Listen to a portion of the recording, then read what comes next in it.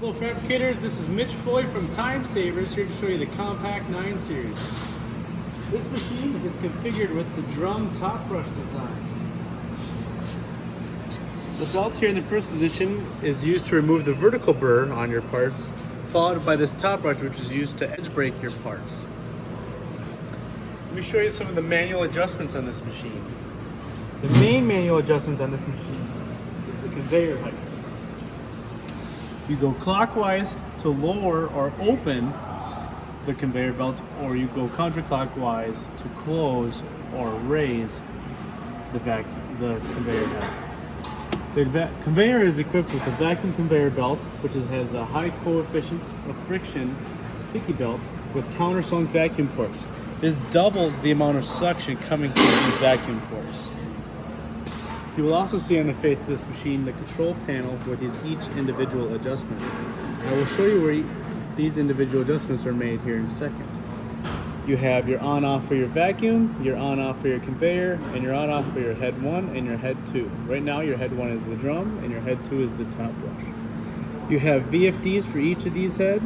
This one controls the feed rate through the machine, this one is the RPM of the top brush, and this one is the surface feet per minute of your belt. Your adjustment for your belt head is back here. If you loosen this knob here, you can raise and lower your adjustable head via this nut here. If you see this starfish knob here, this is what controls the belt tracking. This lowers the idler roller on the top to be able to change your belt. If you loosen this knob and insert your socket wrench here, and you spin it clockwise, that will raise the top brush, reducing interference. If you spin it counterclockwise, that will lower the top brush, increasing the interference value. After you've made your adjustment, make sure you lock down this knob once again. Behind this plate here is the regenerative blower, which is your vacuum. Some components of this regenerative blower is on the back side here. You have some reusable filters for your blower. Quick access to be able to make sure you're running at optimum power for your blower. Make sure it's clean.